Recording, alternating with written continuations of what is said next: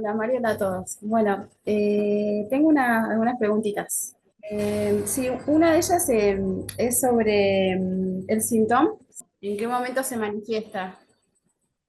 La palabra symptôme es síntoma en francés, pero hay que entenderla como una vuelta de tuerca que Lacan le hace al síntoma.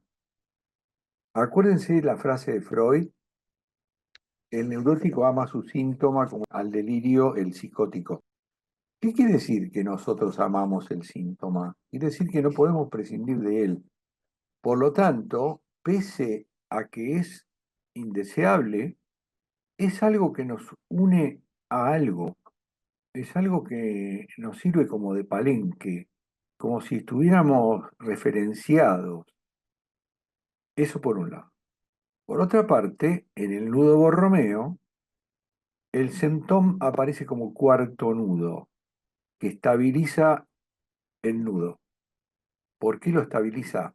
Porque para el neurótico, pese a todo, el síntoma es, como dice Lacan, un partener, un compañero, un padre ortopédico.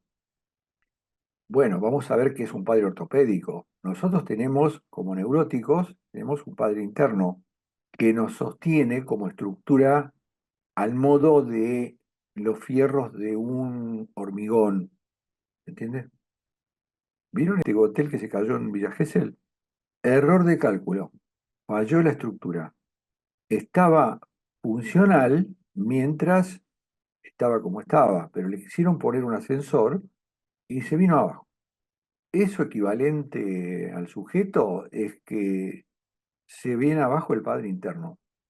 Esto podría dar lugar en el neurótico a una psicosis transitoria o a un desequilibrio mayor del cual se puede volver. Ahora, si el tipo no era neurótico, era un psicótico compensado y en el medio de un factor desencadenante se desencadena la psicosis, es porque estaba compensado con algo ortopédicamente hablando. Bueno, nosotros tenemos una estructura interna sostén que se llama nombre del padre, metáfora paterna. Esto se le ocurrió a Lacan poner ese nombre. Es la función paterna, o sea, la ley internalizada. Ahora, cuando no hay o cuando es precaria la función paterna internalizada, hay que recurrir a una ortopedia. ¿Cuál es el problema de la ortopedia? Que se puede desarmar. Entonces, analogía, yo puedo tener una casa que se sostiene de casualidad, pero no tiene hierros suficientes, entonces yo le pongo muebles y se derrumba todo. Entonces, ¿qué tengo que hacer? No la voy a desarmar y hacer de nuevo con los fierros que le corresponden. Le voy a poner un fierro externo. Eso es el padre ortopédico. En la psicosis, el padre ortopédico es el psiquiatra, el analista, el electroshock, el grupo terapéutico, la medicación. Para nosotros también hay ortopedias. Por ejemplo, el grupo al que pertenecemos, las instituciones, los grupos de pertenencia, los grupos de estudio, los grupos como este, el análisis, un psiquiatra eventualmente, un grupo terapéutico también, grupos de tiempo libre, cualquiera de esas cosas hacen de ortopedias. Pero también el síntoma, en tanto es algo que pese a lo molesto que resulta un síntoma, sobre todo cuando es ego distónico, o sea que jode al yo de alguna manera, sostiene. Es como si uno no pudiera dejar de lado el síntoma, porque es como que se le desarma un poco su mundo. Yo no sé si ustedes han visto esto más críticamente, por ejemplo, en un obsesivo grave que tiene determinados tics sin los cuales no puede vivir porque entra en pánico, por ejemplo, ¿no? Ahora, esos tics le molestan muchísimo, pero sin embargo le son funcionales, para poner un ejemplo. Es más, cuando ustedes vieron el esquema de la caja negra, que es un texto que yo mandé hace tiempo, no sé si lo leyeron, la mente funciona como una caja negra. ¿Qué es una caja negra? Es una incógnita y tiene una entrada y una salida. ¿Cuál es la entrada de la caja negra del sujeto? Doble, palabra y cuerpo. ¿Cuál es la salida? Palabra y cuerpo. Ahora, esto no está siempre en equilibrio, nunca está en equilibrio. Entonces hay otras salidas de emergencia, una de las cuales es el síntoma. Porque si no fuera por esas salidas de emergencia que son molestas, indeseables, la caja en desequilibrio puede terminar con las salidas que no queremos, la muerte y la locura, ejemplo. Es una primera parte del asunto. Hay un seminario de Lacan sobre la obra de Joyce. Escribió el Ulises. Ulises es una obra de 3 personajes, 2 hombres y una mujer. El último capítulo, que es el de la mujer, parece el delirio de un psicótico, es algo que no tiene ni pie ni cabeza. Desde un punto de vista, Joyce estaba loco, pero Joyce no estaba loco, Joyce lo hizo a propósito porque lo que quiso demostrar en su caso singular como persona es destruir el idioma inglés. Entonces, ese capítulo es el síntoma de Joyce. Por eso hay varias analogías, varias cuestiones de sonido de la palabra symptom, en donde Lacan se las rebusca para anudarla con la palabra sint, hombre sintético quiere decir, ortopedia, padre ortopédico. Y también Santo Tomás. ¿Quién era Santo Tomás de Aquino? Era un filósofo de la iglesia que hizo algo parecido a Joy, en donde hizo como una especie de síntoma, sin estar loco, hizo como una especie de acting delirante, sin estar loco, porque tenía un propósito, no estaba fuera de la estructura como podríamos pensar de un psicótico. Eso es lo que te puedo contar por ahora. Gaby, Hola Mario. Si pueden ser 2 preguntas. En la práctica clínica, ¿cómo distinguimos entre necesidad, demanda y deseo? bueno, ustedes vieron que necesidad es biológica. Por lo tanto, ¿cómo vemos la necesidad en la clínica? Mayormente no se ve. No se ve porque el tipo que consulta tiene las necesidades fisiológicas cumplidas, satisfechas. Porque alguien, por ejemplo, que le falta el alimento que hoy por hoy está comiendo una vez por día, no viene a análisis, no tiene con qué hacer análisis. Segundo, demanda. La demanda es un pedido de algo a alguien. En este caso es un pedido de cura. El que se presenta a análisis dice, yo quiero que me cures. Por lo tanto, el primer discurso del futuro analizante en la entrevista preliminar es ¿de qué sufre? ¿De qué querés que te cure? Entonces ahí hay un despliegue que es lo que llamamos el mito.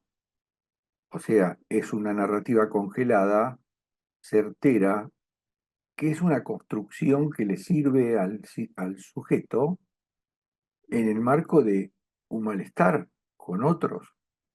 ¿Sí? Nosotros vivimos el malestar con el otro. Obviamente que con bienestares también, pero nos interesa el malestar, porque ahí está el goce que interesa al psicoanálisis. Entonces, con ese primer pedido de análisis, tenemos una demanda de análisis, porque primero hubo una oferta. La oferta es la que yo hago, yo ofrezco análisis. Es un tipo de oferta que genera demanda. ¿Por qué pertenece la demanda al registro simbólico? Porque la demanda tiene 2 pisos. Tiene el pedido explícito, que es de algo, pero en el fondo es un pedido de amor. Y es coherente con lo que dice Freud, lo que cura en análisis es el amor de transferencia.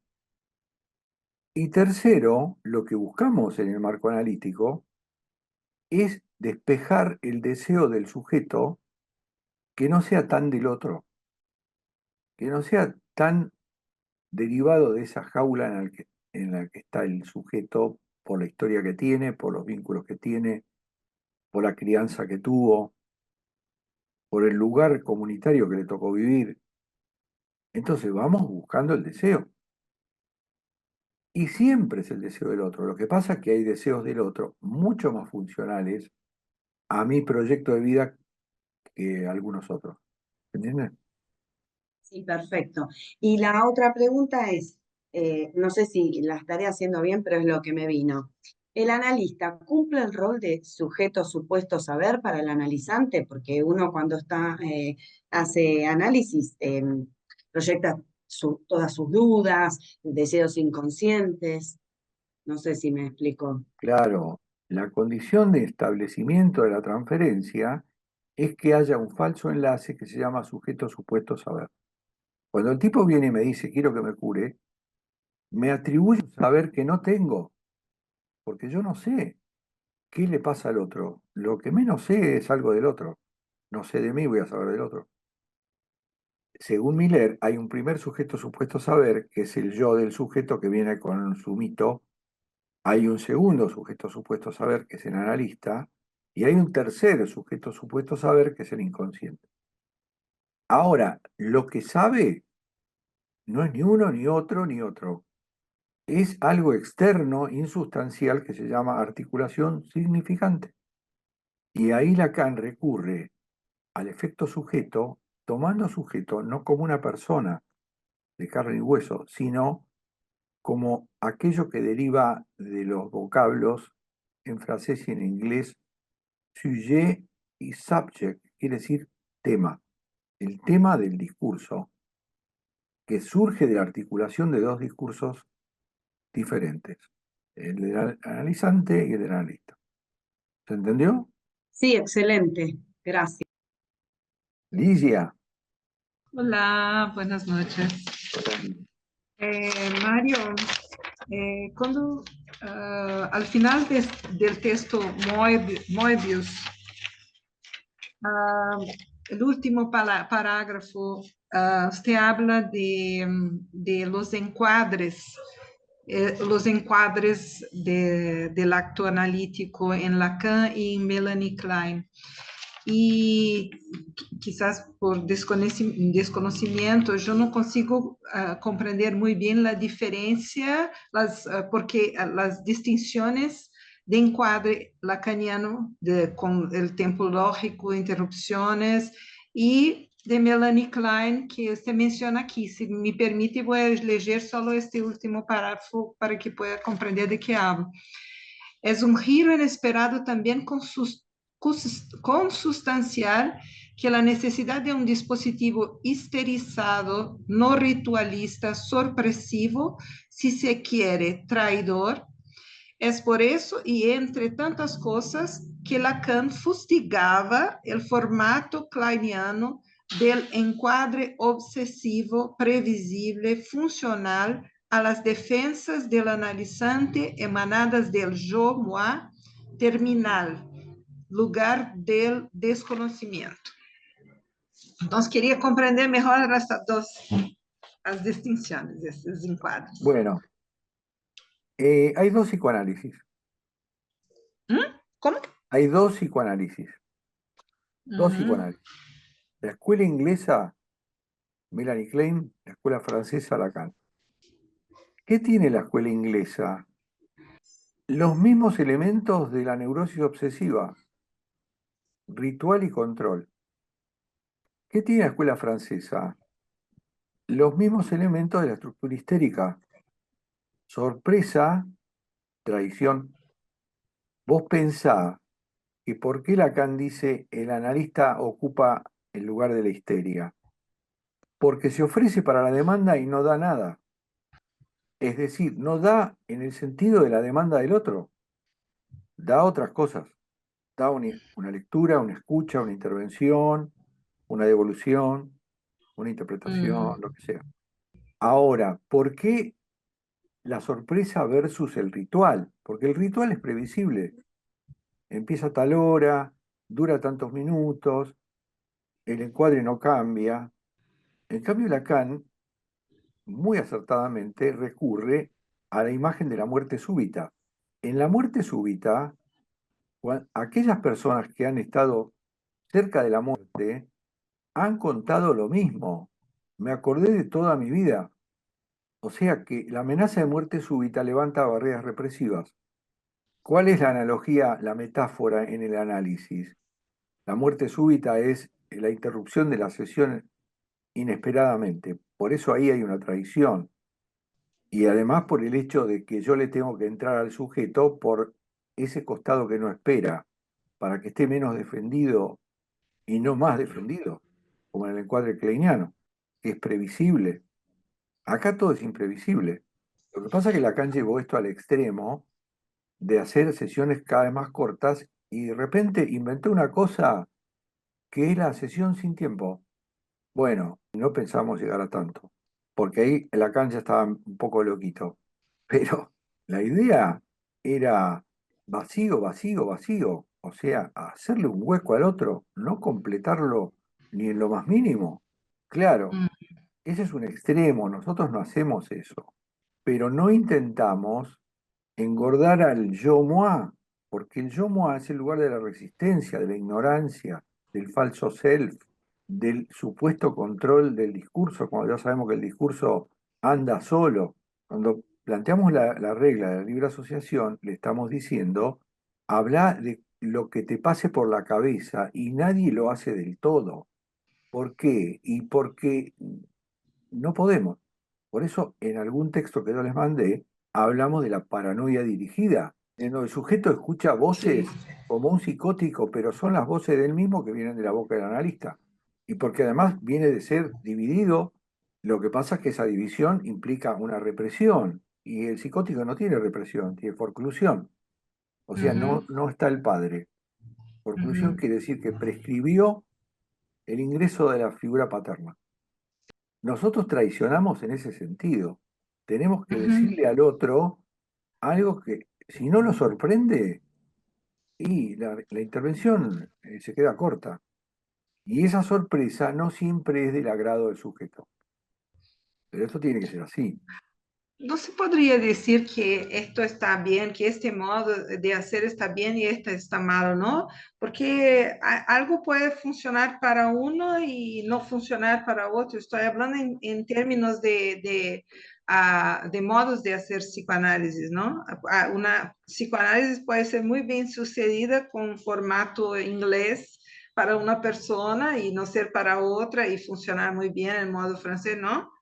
Y tanto es así, Ligia, que a veces en la maniobra psicoanalítica hay momentos de conductismo. Y nosotros somos la cara opuesta del conductismo. Y sin embargo, a veces hace falta, porque si no, somos rígidos, no somos flexibles. Requiere mucho tacto y mucho olfato de a ver quién es el otro. Exacto. Entonces, a veces nos ponemos firmes y a veces no. La rigidez no sirve para nada. Sirven los lineamientos técnicos de tipos que tienen muchísima experiencia, como son Lacan y Melanie Klein. Por supuesto que Melanie Klein fue la que le sucedió a Freud en términos de potencia intelectual psicoanalítica, sin ser más que una ama de casa en principio. Es una mujer que se interesó por Freud y se analizó con un capo, pero hasta ahí. Después fue la cabeza de la escuela durante 25 años. Sí. Bueno, Lacan trajo otras ideas porque se basó en otras teorías que Freud no tenía a la mano. Freud tenía la Ajá. física, la óptica, la mecánica, la física clásica de Newton, y se nota mucho cuando vos lees a Freud el origen teórico de sus postulados. Y en Lacan se nota que está la cuántica, por ejemplo. No estaba en la época de Freud. Sí, solo un comentario que me surgió cuando hablaba de las salidas de emergencia y las salidas todas. Yo estaba pensando que vuelvo al arte, siempre vuelvo a esto porque es un camino natural para mí en mi vida, pero el arte, el teatro, la danza, la pintura, todo eso también es una salida para la muerte, la locura, ¿no?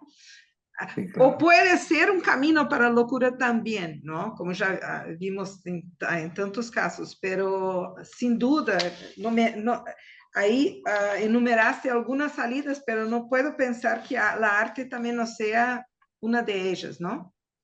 Sí, lo que pasa es que el arte es una de las categorías en donde la pulsión se sublima. Obviamente que es muy válido. Nosotros Sí, necesitamos del arte. muchas gracias. Dalia, ¿Nos puedes hablar del significante y la resonancia en la sesión psicoanalítica? ¿Y qué tan accesible es utilizar una palabra, digamos, que no surge del analizante y surge, digamos, en sesión, ¿surge? surge en la sesión una palabra, digamos, del analista? O sea, por ejemplo, él está hablando de la familia y el analista le pregunta, bueno, ¿qué te suena a raíz? ¿No? Entonces, no sé si está, eh, es accesible decir esas palabras, más o menos. Bueno, por empezar, ¿Me dio a entender o no mucho? sí, sí, la primera cuestión es que nosotros intentamos lo más posible, pero no siempre es posible, basarnos en los significantes del sujeto, tanto lo que se dicen en términos explícitos como lo que están encriptados. Ahora, si el sujeto dijo raíz, y esto viene de la reunión anterior, ¿no? Si el sujeto dijo raíz, obviamente que es un significante que puede ser tomado por el analista para ponerlo ahí en el discurso. ¿Por qué no? Si lo dijo el otro. Pero también hay significantes que ponemos nosotros que no son del sujeto. También. O sea, ustedes tienen que desprenderse de la noción de lo dogmático, de lo rígido y de lo estático. Acá esto es flexible.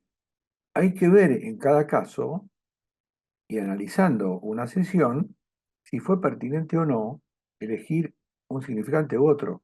Porque, por ejemplo, en una sola palabra yo puedo tener 15 significantes, porque hago juegos de letras, anagramas y esto y lo otro, pero también tengo que saber cuál es pertinente pronunciar. No todos son válidos. Yo tengo que tener un seguimiento al discurso del otro para ver cuál significante está articulado con lo que viene diciendo o con lo que dijo en la sesión anterior, por ejemplo. Ahora, el significante encriptado a veces es lo que produce sorpresa porque no está escuchado por nadie salvo por el analista, pero lo dijo el otro, lo pronunció el otro. Lo que pasa está escondido en las palabras. Por ejemplo, el nombre de una persona. O en el caso que yo les pasé, que se llama Duerme Negrito, cuando el analizante yo le hago ver que está confrontando a ver quién gana, y él dice, yo pulso, y yo le digo, ¿pulsás o pulseás? Y yo estoy recurriendo en parte a lo que dijo y en parte a algo mío, porque él no dijo pulsear, yo dije pulsear, pero me viene bien que él haya dicho pulsar, porque está muy cerca de pulsear, ¿se entiende? Sí, Dalia, gracias. Carolina, Hola, ¿qué tal? hola. Mario, primero, te quería preguntar acerca del concepto del nudo Borromeo y la banda de Moebius.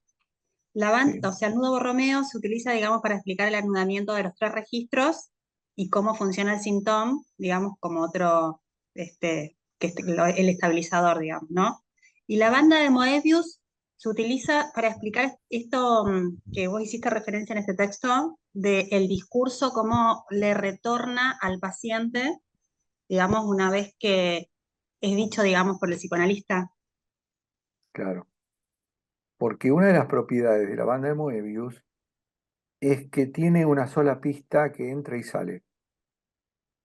Entonces yo puedo hablar de un interior y de un exterior Ujú. en el marco del mismo discurso, una continuidad discursiva. Cuando el sujeto habla, está en la pista interna y cuando el analista le repite una frase, por decir algo, está en la pista externa. O sea que hay una continuidad discursiva que es la que produce el efecto sujeto. Lo que pasa es que el efecto sujeto en la conceptualización de Lacan aparece cuando yo corto en dos la banda de Moebius, porque es como si yo dijera definición de sujeto es lo que representa un significante para otro significante. Quiere decir que si yo grafico el discurso como una serie de guiones, lo que está en el medio de los guiones es un vacío y ahí está el núcleo del sujeto, que podría ser el deseo, y en tanto inalcanzable en campo de lo real. ¿Se entiende? Ujú. Entonces yo Sí. corto por la mitad la banda de Moebius, tengo otra banda, y en el corte está el sujeto y no en el papel. En el papel están los significantes, pero en el Ujú, corte es como entre medio de dos guiones está el sujeto. ujú. Este Perfecto. significante representa al sujeto para este otro y el sujeto está acá, Ujú. ¿entiendes? Sobre todo la parte de lo real del sujeto. Está bien, está bien. Y después te quería hacer también la pregunta, yo escucho mucho, digamos, que en esta cuestión del diagnóstico diferencial de la psicosis no desencadenada, se dice, bueno, si hay culpa, hay ley, y si hay ley, no hay psicosis. Bueno, entiendo la ley en relación a lo simbólico, lo que no alcanzo a ver bien, digamos, es en pacientes que tienen toda la apariencia en el sentido de, por ejemplo, en adolescentes que se cortan, se queman, digamos, ¿no? Con una conducta, digamos, eh, que no soportan, por ejemplo, ir al colegio, digamos, pareciera ser como una psicosis, sin embargo aparece la culpa en el discurso. O Claro. también, por ejemplo, pienso en personas, digamos, que tienen un lazo social muy lábil, por ejemplo, que no pueden entablar, personas adultas, digamos, que desde jóvenes no pueden tener una relación, digamos, estable de pareja, hay mucho cambio, digamos, de pareja, y en esas mismas personas intentos de suicidio desde muy jóvenes, digamos, no pueden sostener un trabajo, eh, una emoción, digamos, que aflora, digamos, como sin posibilidades de tramitarla.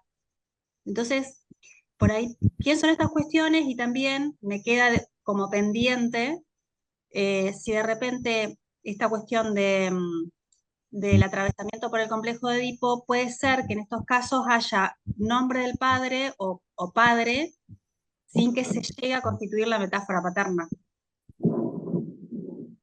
Que haya un padre, pero que no se haya completado la metáfora paterna. Sí, por eso tenés un psicótico que habla todo el tiempo del padre, pero no es el padre simbólico, es el padre Ajá. imaginario.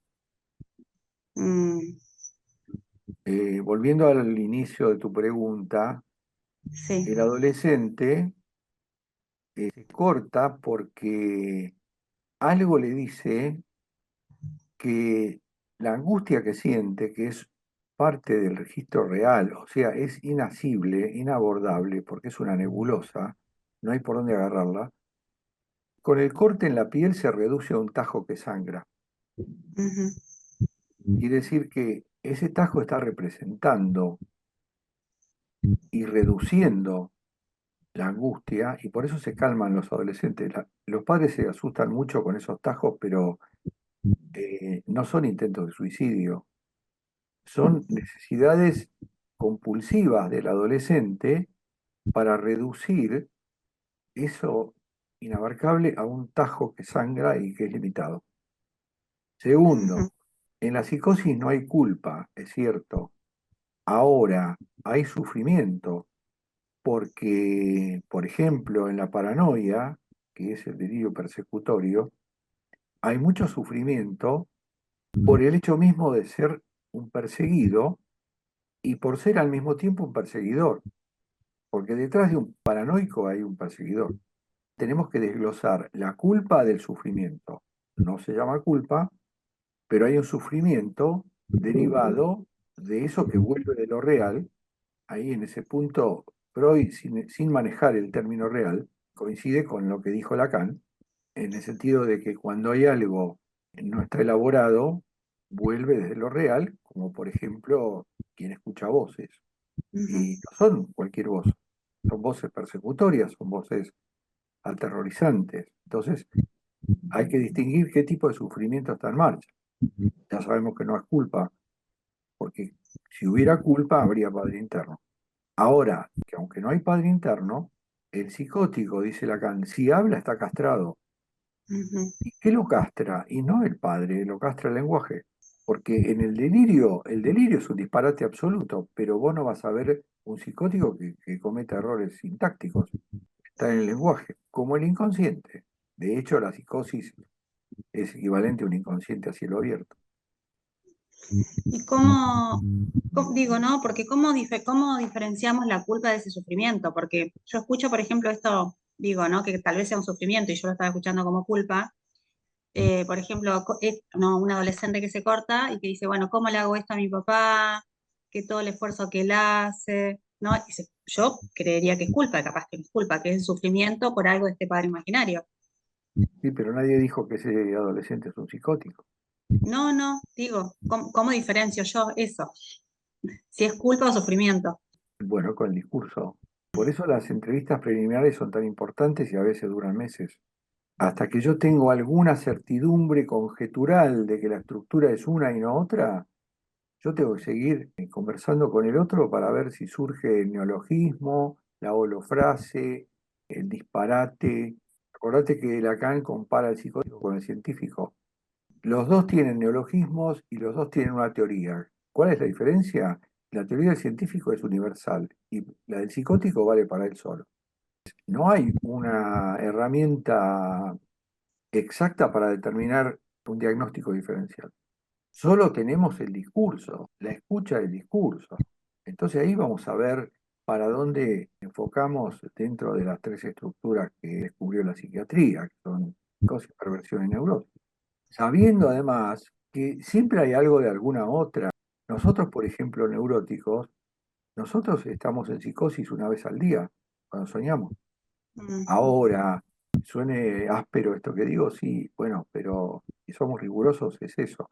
Y la libre asociación es una instigación a la psicosis porque por algo es una paranoia dirigida. Cuando vos le decís a un sujeto, asocia libremente como si fueses un surrealista, si lo llegara a hacer, tal vez él mismo se aterrorizaría de lo que dice, como le pasó a Pierre Rey cuando escribió una temporada con Lacan, un autor de bestsellers, que un día dijo, bueno, me voy a tomar en serio la libre asociación. Se encerró en una pieza con una máquina de escribir y después se descompuso de las cosas que escribió, porque fue coherente con la regla de libre asociación.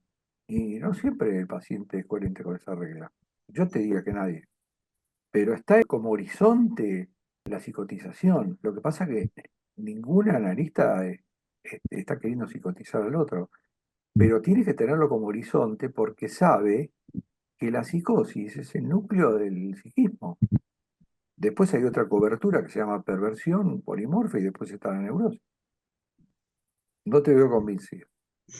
No, me cuesta un montón de cosas, digamos, por ahí de eso de pensar, digamos, ¿no? Bueno, el padre imaginario, digamos, cómo se llega al padre simbólico, digamos, para que esa ley quede, digamos, como interiorizada o inscripta.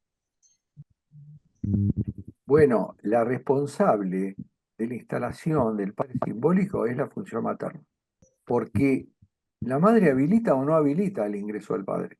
Y en última instancia, ¿a qué se reduce el ingreso del padre o la amenaza de castración, por decir algo, ¿no?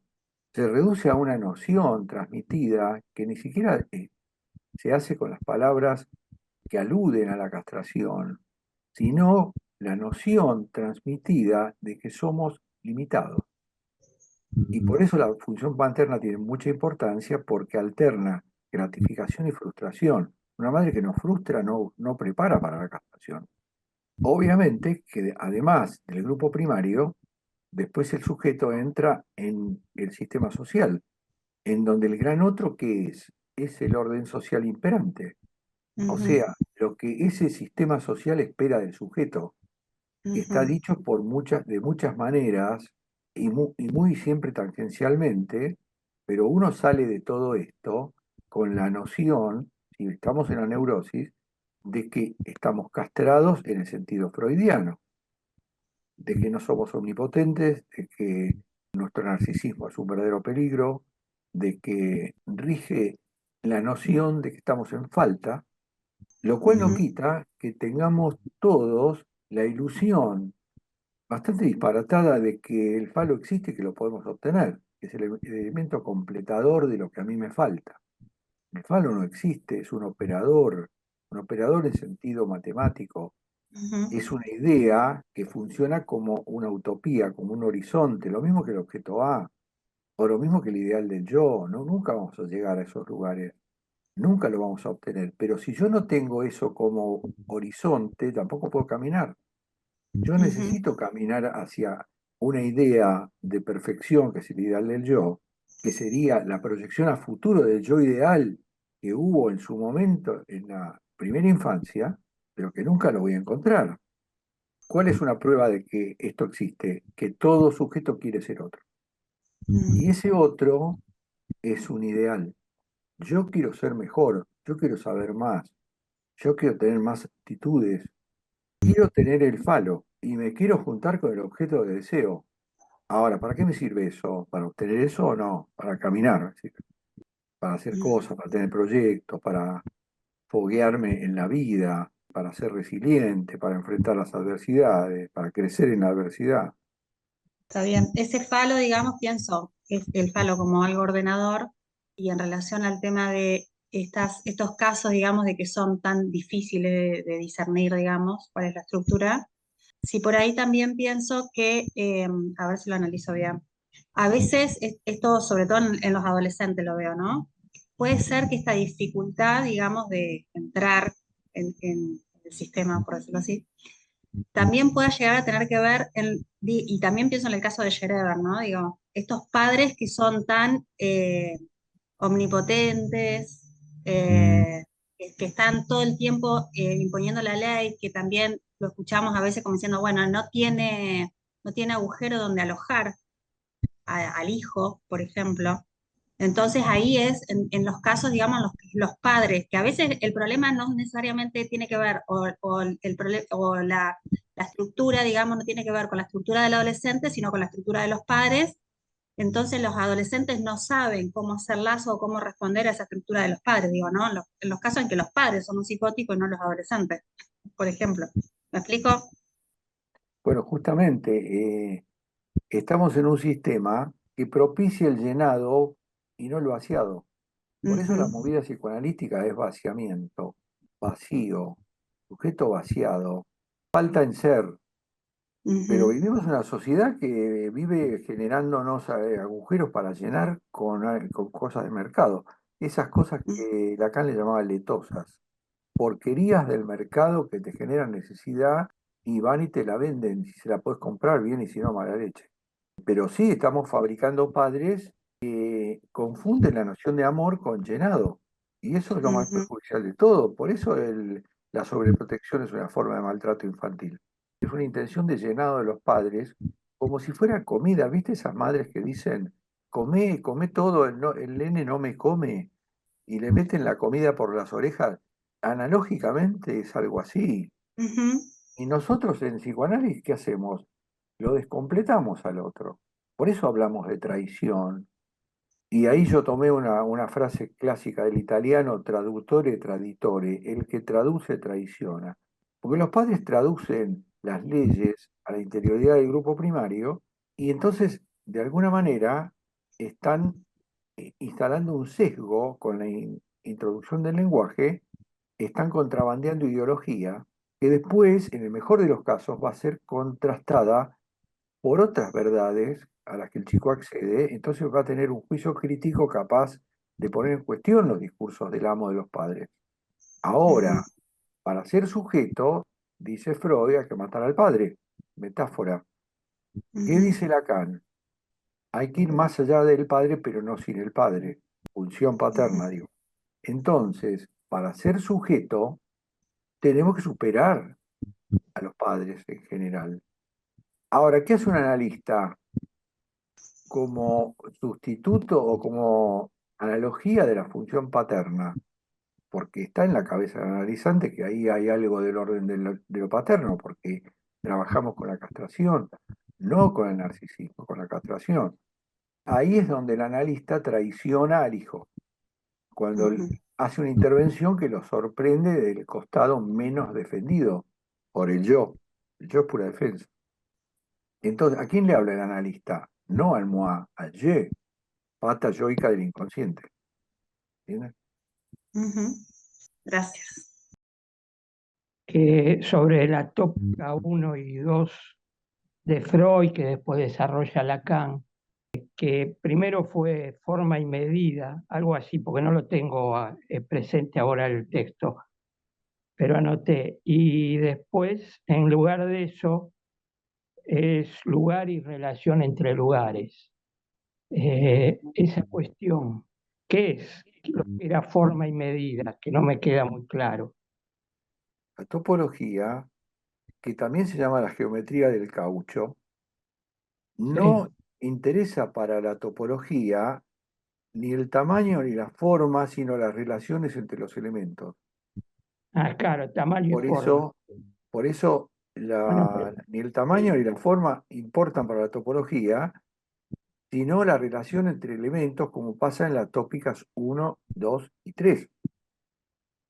Por eso, medio como en chiste, se le dice la geometría del caucho, porque por esa falta de énfasis en lo que es lo geométrico, ¿entiendes?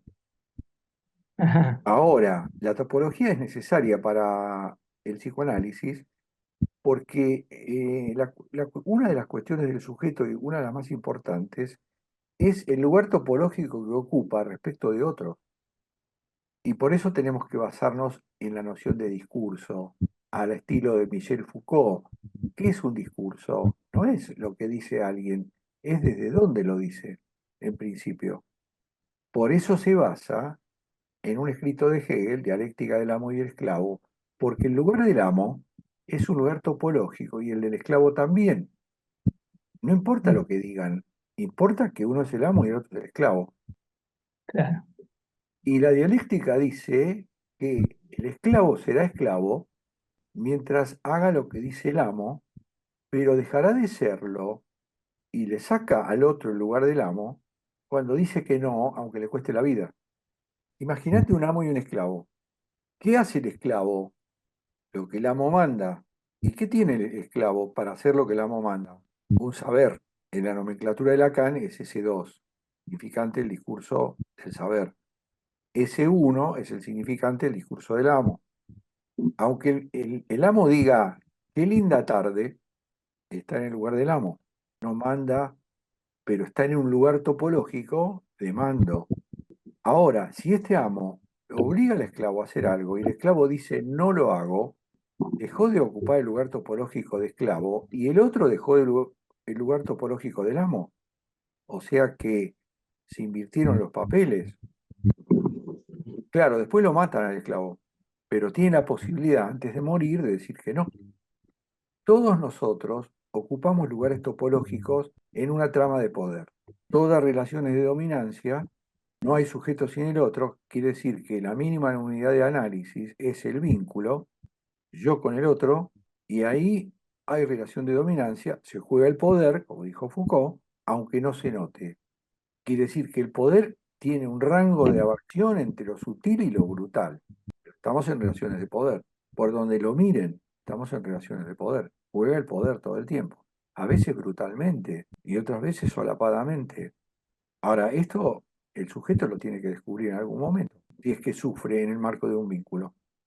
Acuérdense que hay tres amenazas para el sujeto: la naturaleza, el propio cuerpo y el otro. El otro es una amenaza, ¿por qué? Porque habla. Es mi amigo hasta un punto. Aunque seamos amigos íntimos, hay una cuota de falso self en los dos que está presente. Es más, el falso self que nosotros tenemos, también lo aplicamos para nosotros mismos. ¿O no les ha pasado que ustedes no quieran admitir algo que saben de sí mismos? Ujú. De ahí que el concepto de asimetría no vale solamente para un amo y un esclavo. Nosotros somos asimétricos de nosotros mismos. Sujeto dividido es eso. Cuando Freud dice el yo es un extraño en casa propia, y porque que manda es el inconsciente, pero el yo no sabe que existe un inconsciente. Gaby, Sí, esto. La resignificación le permite al analizante avanzar hacia la comprensión de sí mismo y cómo se produce. si vos aplicás ahí las leyes de la dialéctica, unidad y lucha de contrarios, dos discursos. Cantidad deriva en calidad, es el poder acumulativo de las sesiones de análisis. Negación de la negación o tesis, antítesis y síntesis. Discurso 1, tesis. Discurso 2, antítesis. Síntesis, efecto sujeto. ¿Qué es el efecto sujeto? Es una ganancia subjetiva para el analizante y para el analista, producto del efecto sujeto, que hace que yo tenga, el yo consciente, tenga más dominio sobre cuestiones que hasta ese momento parecían ingobernables, como por ejemplo un síntoma, una inhibición o una angustia. Yo si resignifico, voy a tener mayores posibilidades de bienestar, o en todo caso, de pasajes por malestares que me conducen a zonas que Kurt Lewin llamaría de valencia positiva, o sea, lugares en donde yo estoy más confortable. Ahora, tengo que pagar precios. El análisis es un precio. ¿Y con qué pago yo en análisis? Y pago con ese desnudamiento y con esta obligatoriedad de ajustarme a un encuadre y a la ley de la libre asociación. Y no es un costo menor, porque esto va en contra de un montón de resistencias del sujeto. Entonces es una batalla contra el yo, en un punto. Contra ese yo de todos los días, ¿eh? Gente, me pasé de tiempo, perdón. No, Valió la igualmente. pena. Bueno, Gusta. chao, Excelente. gente. Los Chao, vemos. muchas Chao, gracias. muchas gracias. Gracias.